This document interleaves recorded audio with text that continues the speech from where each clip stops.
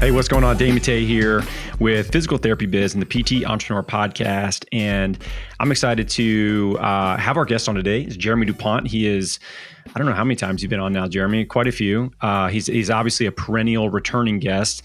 And it's because he's the man when it comes to digital marketing and honestly, marketing in general for cash and hybrid-based clinics around the country. So it's cool to be able to pick his brain and be able to have him share what he's seeing on such a high level, because they're working with a couple hundred clinics at this point. And there's a lot of lessons we can learn from the scale of the number of clinics you're working with. So Jeremy, dude, thanks so much. I appreciate you jumping on today. I'm excited to chat about websites. Yeah, I'm excited to talk about it too. I think there's websites is I think it's funny. I think when I first started in like the entrepreneurial world and I think like this was like Instagram and social media was just becoming a big thing. And a lot of the thought process back then was like, oh, you don't really need a website. Like your social media profile, like you can do everything with that. I think we've kind of like come full 180 of like you need to have a website now, and it needs to be a legit website because everybody is not only are they going to your social media profiles, but they're also going to your website too. Even if you meet them at a local marketing event, you have to have that website. And I think that thought process, 4 or 5 years ago, where as long as you have a good social media presence, that's kind of all you need. I think you need to have a website. It needs to be a legit website too. It can't just be something that you throw up there and don't put a lot of time and effort into because it directly reflects your brand. 100%. Well, I think just as a consumer, I think people can look at it this way, right? If you are looking for any sort of business and you go to their website and if it doesn't at least like look professional, like well thought out, it doesn't establish credibility or who that company is working with, and it doesn't sort of align with what you're looking for, think how quickly you just move on to the next thing, right? Like so fast. And when we look at clinics, clinicians are not digital marketers. They go to school to learn how to help people with their injuries. So this is an area that I think for a lot of people, they really missed the mark on this. And the other challenge is a lot of times people try to outsource this, and there's so many like website companies out there that literally do such a bad job. And it's just general website development that, maybe 10 years ago, somebody could get away with. Just they didn't know how to make a website. Someone somewhat tech savvy can throw up a WordPress site or whatever. But just because you have a site, or just because somebody built you a site, doesn't mean that it actually is benefiting you.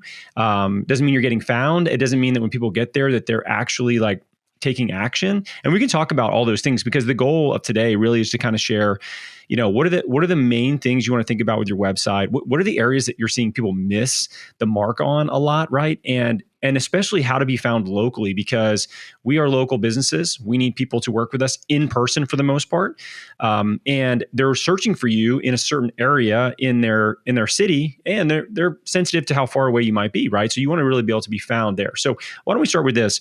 Why don't we start with, what are the biggest problems that you see with websites, with the clients that you're working with, that need to make adjustments to really put themselves in a position to win digitally?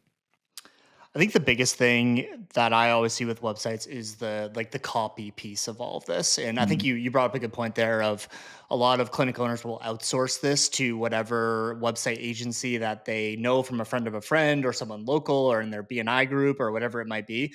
And they'll spin up a website and it'll probably look decent, but I think at the end of the day, like if whoever's building your website doesn't understand physical therapy, because Yeah. like copy is one of the most important things that's going to get somebody to like move forward and want to actually work with you. So that's always the biggest thing that I see is like there's these walls of text that are like, explaining what physical therapy is and all of these PT related terms. And they're trying to sound super smart, which I think in theory does make sense for us.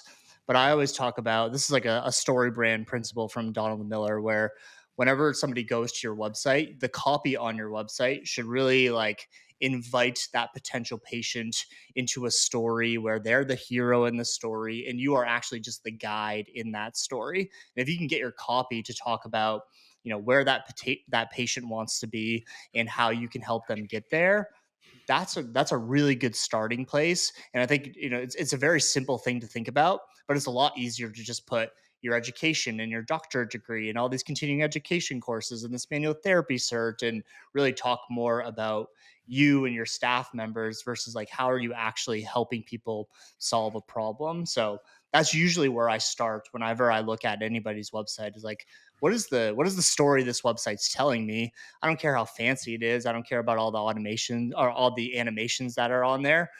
What I really care about is it very clear in terms of what you do, and is it very clear on how you're going to help that patient get to where they want to be. And that's where we start. And I think a lot of people just right there will kind of miss the mark on it. So copy, real quick, copy is the words you're using, because this is like when I first learned about marketing, people would be talking about copywriting and stuff, and I'm like a copyright is like it's like a legal term as well, and so it's kind of confusing. But if you think of copy as it's the words you're using, on really in anything, but in this sense, in a website to convey what Jeremy's talking about, which is who do you help, like why would they want to work with you, and not necessarily just about your credentials. This is a huge mistake with clinicians because we're very proud of all the letters that we've accumulated, and I'll give you a really good point, like a reference to this. I was putting together a clip for social proof for our for Claire, the AI documentation tool that we have, and the technical co-founder that we have. I had like one of the clinicians that left a testimonial under his name. I put all his letters, which is like DPT, CSCS, OCS, FAOMP, right? And I asked him, I said, do you know what any of this stuff is? And he goes, I have no idea what any of that is, right? But in this scenario, when we're trying to put something up that clinicians would understand, if I see somebody's name and then underneath it, I see OCS, FAOMP, like I understand that, and I will stop more so than someone that does not. So in this specific copy scenario, if we're trying to, in this specific example, attract clinicians, I want to write copy that clinicians will understand. Now, if I took that same example and I'm trying to attract patients, they don't know what that is. It's confusing, right? You don't want to use terms like that. So when you think about copy that people want to have on a website for patients, what are some of like the just simple sort of key things they should think about that they want at the very top of the site? That they're going to get there, they're going to look at the very top before they scroll or anything like that. Like where that space is so important. What do they need to convey at that top part of the site?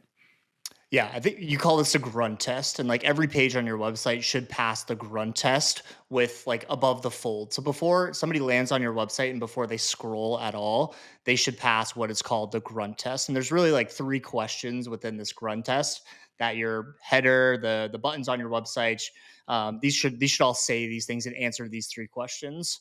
The first question is like, what exactly is it that you do? So like if you don't if somebody lands on your website and it doesn't say like I'm a physical therapist in Boston, that they may not have any idea like what website they went to or what ad they clicked on or where they're at. So if you don't specifically say like, hey, like I'm a physical therapist in downtown Boston and I help active adults, then you're already kind of missing the mark there. And this is probably something that we'll get into. That also helps your SEO as well. So it's like just kind of like a sub check mark there.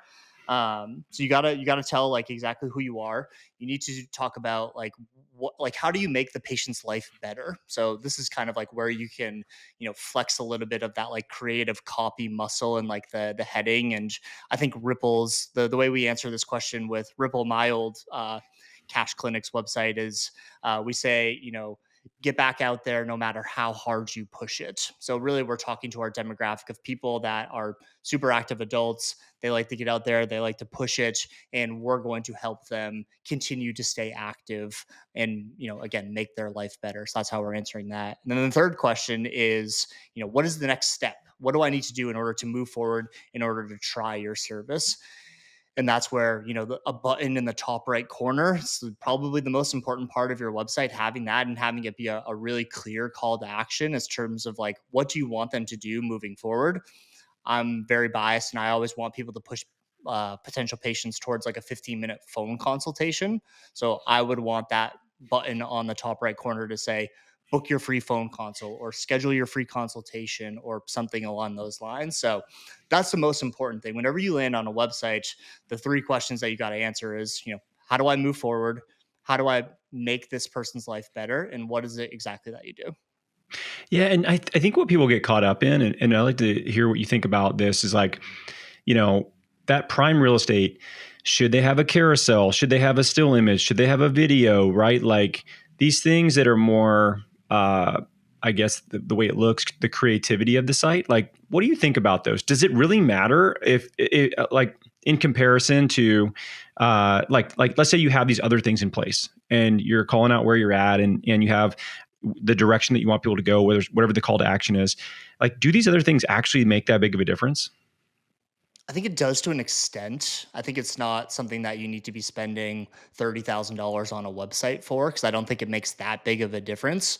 But what I think it should do is it should, highlight your brand and show that you're not just another physical therapy clinic. So what I always do, like whenever I go and look at a website, or I'm talking with a patch member about their website and if they want to change it up or not, is like, does this look like it was built in the 1990s? And does it look like it was like, on a Windows 95 computer, and does it look Yeah. like it hasn't been touched in 20 years? I think that's really like my basis for that, of like, does it really highlight that you're not just the traditional in-network clinic? I think you can, like, your brand and just like visually you can showcase that by just having a clean, easy to use website. That's really the bar for these things. So I think, like, yes, you need to do that, and like the cleanliness, and you should have a professional photo on there, and the font should be mobile friendly and all of those things. um but again, I don't think that you need to go above and beyond and have these crazy carousels or animations or anything like that. I think the ROI is not there, and I think there's just, there's easier things to do to actually, just because at the end of the day we just want these websites to convert, and that's really what's going to matter. Is it easy to use? Does it look different than a traditional clinic? And can people, actually move forward with the next step? So one thing that I always found interesting, and thinking about it, I guess, like after the fact, it makes sense. But when we first installed Google Analytics, which is basically just, a snippet of code that goes on your site that allows Google to really, show you analytics data of your site, how many people are coming in, how long they're staying for, what pages they're going to. Like, if you don't have that, that's really actually pretty important to get a clear idea of what's happening on your site. But the thing that I always found interesting was the pages that were most visited and the path in which a lot of people would go through that. And for us, it was always homepage, about us page, contact us page. This was like 1, 2, and 3. And to me, as a consumer, like, I'm like, oh, that does make sense. Okay, cool, right? Are you seeing anything different in terms of pages people should be prioritizing that are going to get a lot of visibility out of all the pages you can have? Like, those are the 3 that we obviously noticed were the most important. Yeah, I think with just the nature of cash based clinics, people are coming and seeking us out because there's probably some sort of specialty there, whether it's just like traditional like performance physical therapy, and here's how we do physical therapy different, or if you're like a running specific clinic, or you dry needle, or if you're a pelvic health clinic or something along those lines.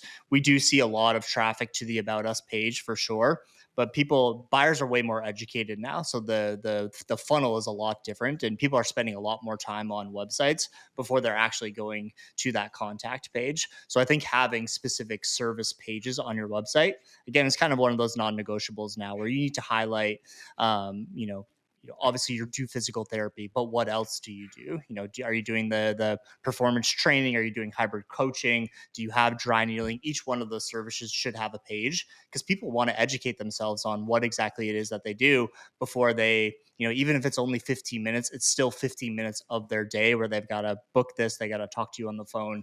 And that also helps SEO too. Like, if Yeah. you're trying to rank for dry needling Boston, you need to have one of those local service pages. So they all kind of work together. So yeah, obviously an about us page, but I think also with specific services that you do too. I'm shocked at how many people. So, like, when anybody starts working with us in our mastermind group with PT Biz, one of the things that I'll do is I take a look at their business. I review everything. I'll reach out to them, and I will always look at their site. And it always surprises me how many times I have to let people know that I can't actually figure out where they're located. Like, Right. I could look at sites a lot, right? But I feel like for a lot of people, there's a few common mistakes that I see, and I'd love to know, if there's anything besides that you're seeing, and obviously the calling things out on the first page, but on these other pages, just listing where your address is and making it easy for people to realize where that's at. Like I'm always shocked at how few people are doing that. Is there anything else that's like real low hanging fruit that you're seeing that's just like legitimately losing people, clients? Because if that was me and I got on their site and I'm like, where the hell is this person? I'm out. I'm gone. Like I'm not going to book a visit with them. Yeah, I think stock photos is something that I see all the time, and I kind of scratch my head at of, especially with like, you don't need to like spend $2,000 on a professional photographer to come in and shoot photos of you. Like iPhone cameras are really good now, so Yeah. you can just use your iPhone and just take pictures there.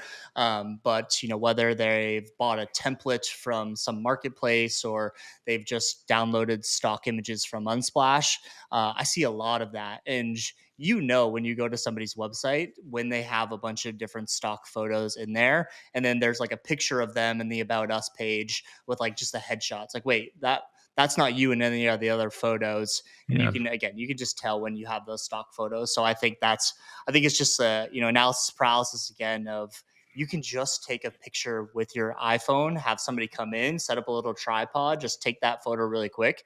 And having that on there, even if it's not like super high quality professional edits, having that on there showcasing you working in your clinic, again, even if it's just a table in the corner of a CrossFit gym, that's still better than having stock images that are on your website. So I think that's a really big thing, and that kind of gets into like the copy piece of it all too, where like all the like websites should be scannable. That's one of the most important things. And I think what we have to understand is potential patients that are coming to our website, they're not reading every single word that's on the website. They're just scanning it. They're just moving really quickly. They're thumb scrolling on there, and they're just reading the big text, and they're looking at the images that are on your website. So that's why I think photos are super important. And then the copy on the main headings is really important because that's really what people are reading. And then again, if you're scrolling and there's 5 scrolls worth of like small paragraph size text on there that's describing all the things that you do, it's just people are going to bounce. Like it's just not going to work. Yeah. Well, I mean, it's sort of like people can think of it as if they get like a really long text message from a friend or a super long email. And sometimes you don't have a choice, right? You have a lot of stuff you're trying to convey to people, but the reality is people are not going to read that as much. I mean, there's definitely, I get emails sometimes and I'm like, I don't have time for that. Just like, I just, leave it unopened. Yeah. And people are doing that on your website too, right? So, and it's very hard to be succinct with your copy on your site, especially considering you don't know how to like do digital marketing, right? So if you're trying to figure this out on your own, which I can tell you, like I built my first website for my clinic.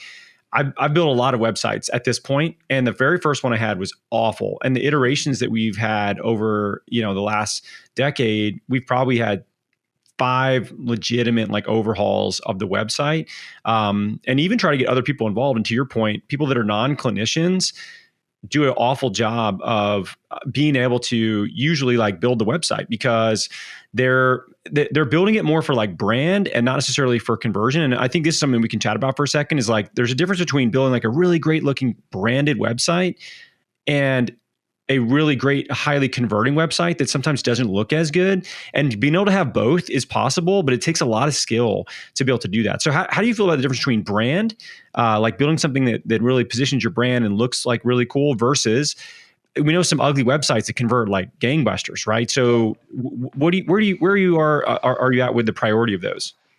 Yeah, I think I obviously, like, if you guys have like heard me talk at all, like I care a lot about brand, and that is something that I'm always prioritizing for. But I'm also a marketer as well, and part of marketing is getting people to convert too. So you Yeah. really have to you have to find the balance between that. And I think like talking about branding, right? Like you don't need to like if you ever go to Patch's website, it's this like highly animated, like very interactive website that like really speaks to our brand. I don't think that physical therapy clinics need something like that, because I think the bar is just a little bit lower there, where like if your website, your clinic's website is properly branded, that just means that the colors all match and the font is all correct, like your typography, the heading typography is the same throughout the whole website. The paragraph typography is the same throughout the whole website. Your your it visually just looks good and using your brand colors correctly. So you can use a Squarespace template or a Webflow template or something like that, as long as you have the eye to be able to integrate your brand kit into the specific parts of the website. So it doesn't need to be this crazy thing. And keeping the brand side of things simple, that can make it convert at a much higher rate, because you can add things in like the specific call to actions, the less amount of text that's on there, and you can just make your website super easy to use, which at the end of the day I think is the most important thing. Well, with a marketing company like Patch, if I go to a marketing company's site and it looks bad, it's like 10 times worse for that person than it is for a clinician, right? Because like I'm not expecting a clinical website to just wow me and look amazing. And if it Yep. does and it conveys a message, it's like bonus points. But if I go to like a marketing company's website and it looks awful, I'm thinking they're pretty bad at what if this is their representation of it. So I agree with you. I think the Patch site has to convey something different, and is obviously it's important to probably invest in that more so because of what the nature of the work is that is done by a marketing company. But for a clinician and anybody that has a service-based business like that, it's definitely not the most important thing. Although you did bring up something called a brand kit, and I'd like to touch on that for a second, because I think one really easy win for a lot of people is understanding your brand kit, which is essentially your unique colors, typography. So the actual text that you pick, the logos and how you can use those differently. But even something as simple as making sure if you have green in your logo, that you understand what the actual, I think they call it like hex code for the color, what the Yep. actual color code is, so that when you have a page, the green is the same green as the green in your logo, right? Or with the blue or whatever it might be. And then the secondary color of gray or whatever it is the same gray as what you're using in your brand kit. And your brand kit just it establishes what that is, so that not just yourself, but anybody on your team can continue to have consistency of brand and color. And that may sound like a little thing, but people visually, they see that, they're aware of it, and whether it's like very conscious to them or not, it makes a meaningful difference. So just even if you don't have a brand kit, like being able to do that, to be consistent about some of this stuff, is really important. Yeah, I'll give you a good example too of like when we're running ads for our clients inside of Patch, we build out landing pages for them, because we don't send the ads to like directly to their website, because we build out highly converting landing pages for that. And there's like a Google Chrome plugin where I can go to somebody's website and I can hit this plugin, and it'll tell me all of that stuff. It'll tell me Yeah. what hex codes are used, what the typography is on there, and we'll use that so we can then build out the landing pages. And a lot of times the plugin will error out because there's just too much going on there, and there's too many different colors, there's too much different typographies happening and different fonts happening there. And that's, again, like, it seems like a little thing, but people do realize that and they recognize that. And there's more and more competition in the PT world. I think this is how you start to set yourself apart from the clinic across the street. If you're putting flyers out in the gym and it just looks different each time, I think that just speaks a little poorly against your brand. Whereas having something very simple, and you can do this all in Canva too. They have brand kits inside of Canva where you Right. can have a heading typography, paragraph typography. Here's the 4 hex colors that we have, and then you can just use it each time. So the software now makes it really easy, which is great. Yeah, it does definitely make it easier, and I think you're right. There the pro to kind of where the profession is right now is people are more aware of hybrid and cash-based practices. They're looking for people specifically to help them solve a problem that work with them, right? So if it's like, if you're a female runner that's hurt and you can find somebody that specifically markets to female runners, in your area, I mean, it's a slam dunk for you that that person's probably going to come in and work with you, right? And that's actually really cool for the consumer. The patient has so much more, of a choice and a very narrow niche focused choice because people are deciding to really niche down and try to be the best at something. And I think that's awesome. The challenge is the growth of this type of practice model has exploded over the last decade, and I don't see that changing at all. And even recently, like I spoke to the APTA, like senior members of the APTA, and this is a direction that they see happening to the point where like they realize entrepreneurship and these sort of like smaller practices are growing into a much bigger portion of the profession that they really need to align more with and support more, which is amazing for obviously for us to hear because this is what we've been seeing for a long time. So if you're listening to this, like it's happening. And the pro is people are going to lean into that more that our clients are looking for that. The con is you're going to have more competition. So these are little things that can separate yourself. Obviously, what you do with a patient is vastly important. We're not going to talk about that today, but like finding you is really important because if they're not finding you, they're going to find whoever the best marketer is, and that may not necessarily be the best clinician. And if you're great at the audience you work with, you have to be able to be found. And in fact, it's a great segue into being found locally because of everything that we're going to talk about. You have the greatest website in the world. You could be the greatest clinician in the world. And if people can't find you locally searching for your company, like it is a tragic waste of your ability to help those people, and then you're just invisible. So let's talk about being found locally. What are the most important things that you're seeing with the clients at Patch right now to actually be able to show up, in particular in like a Google Map search, which is probably what most people are doing? Yeah, this is something that we've started specifically focusing on this inside of Patch, and it's really been a game changer for a lot of clinics as well. So there's, I always look at it like there's kind of like two different sides of the SEO spectrum. It's like you're almost focusing more on like the SERP reports. So like what page are you ranking on Google when somebody types in like physical therapy near me?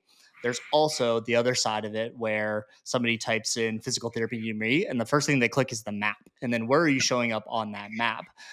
Which is very important. Potentially more important. I saw a stat the other day where it's 77% of people that are looking for local services move forward through Google Maps is like where they're going 77%? versus Is that what you said? 77%. Yeah, Wow, that's huge. Dang. that's for all of like local services. So you're including like roofing and pest control and all those things. But yeah, I just kind of put myself in a potential patient's shoes. That's exactly what I would do is like who's closest to me and who has the best reviews. And that's how I'm figuring out how I want to move forward with somebody. But if you want to if you want to rank on Google Maps, there's with both sides of SEO, it's really all about trust and how much Google actually trusts you.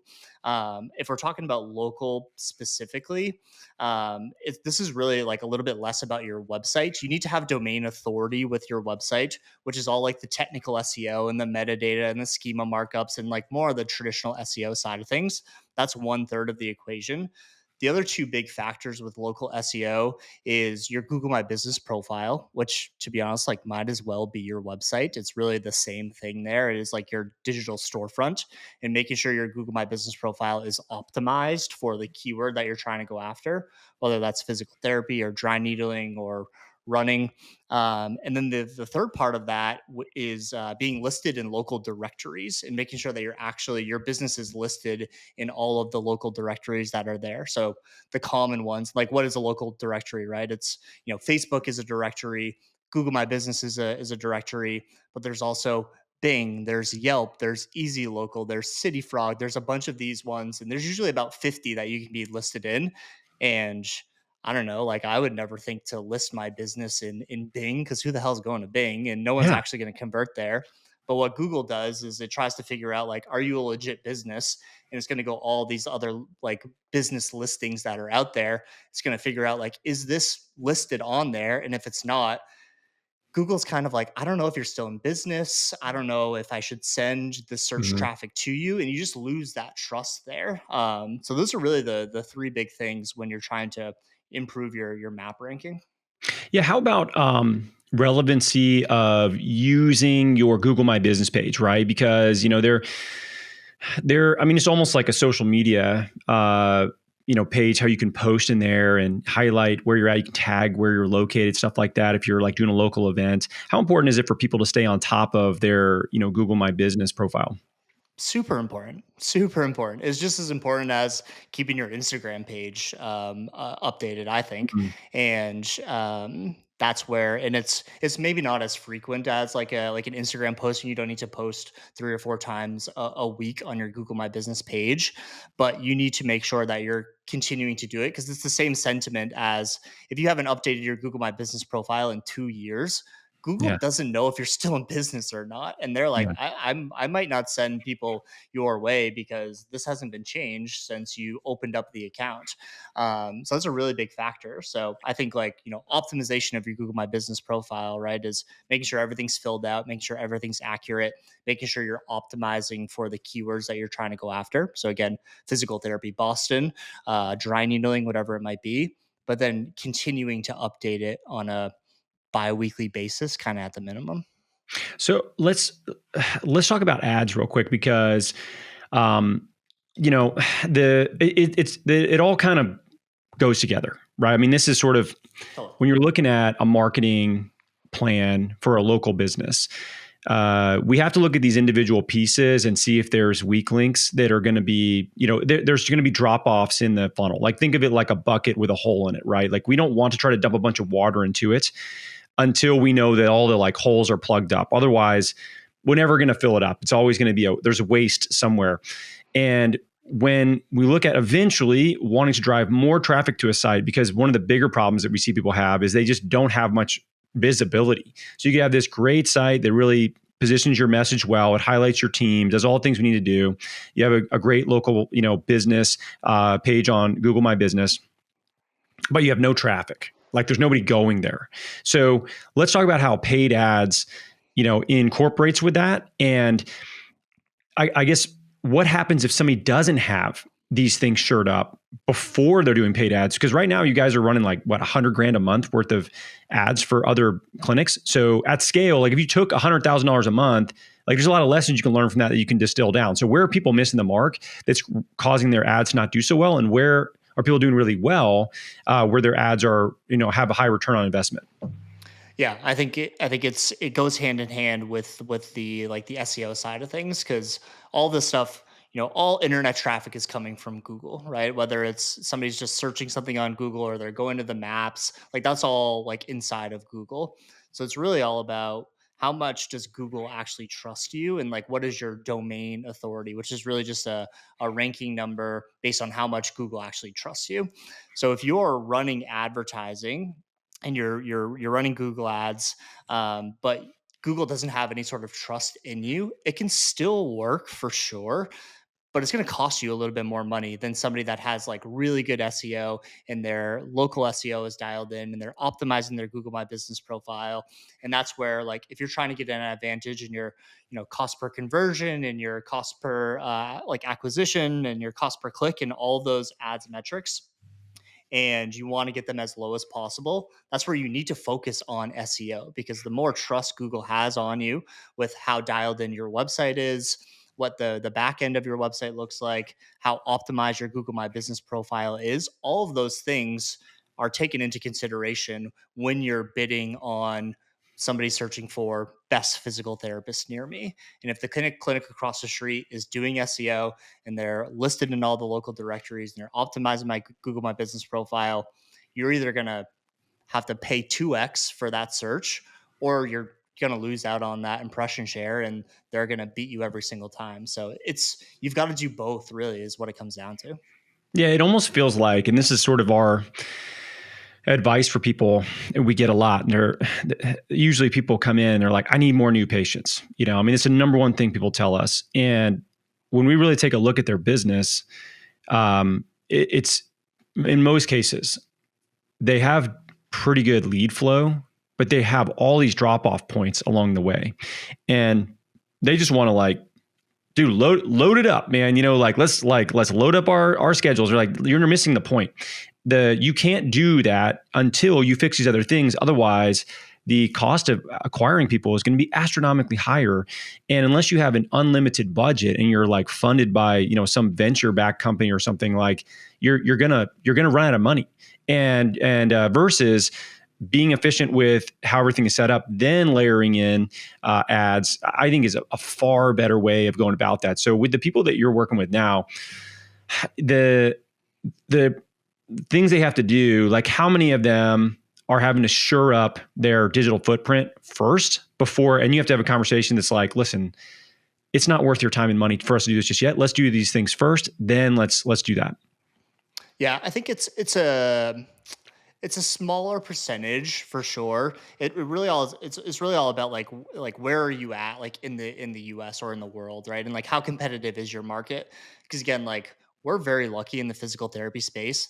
This isn't super competitive to No. like run paid advertising behind, and it's not like super hard to rank for best running physical therapist Philadelphia. Like not a lot of people are going after that. Even if there's a ton of clinics that are out there, they probably don't have the marketing background in order to, get them optimized for those positions. So even if like you're what we usually do is we'll run like a test 90 days on the Google Ads side of things and just see how it goes. And it's, I can count on one hand the number of times that this has happened, but if we're not seeing like 2 or 3x ROI on that paid advertising side of things, and we can see like we're showing up for all the right things, but it's costing us a lot more money to get those like the correct searches in the door, then that's where we start looking at like, okay, your competitors that are in the area have 250 Google reviews. You only have 20. So we Yeah. can start to understand like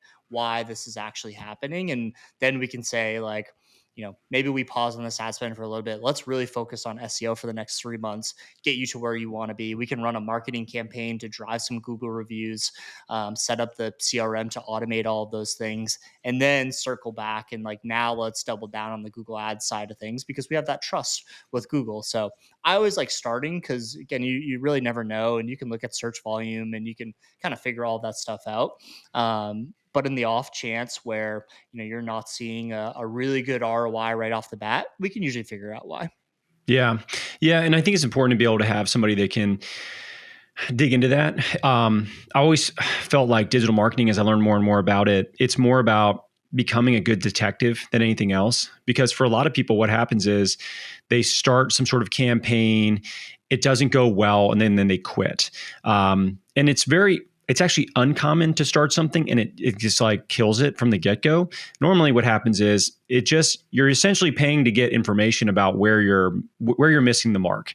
And then you have to, in a very logical way, try to whittle down to what that is and then retest. And it's just a constant evolution of that. And for a lot of clinicians, they may not have the skill set for that. I mean, we didn't go to school for it. And then the other side is they don't have the time for it, right? So if you're listening to this and what Jeremy and I are talking about sounds like something you should do, but you feel quite frustrated, confused, and unsure of like where to start because it is such a abstract thing. Like I forget just how challenging it was to even like build my first page or to try to run my very first ad.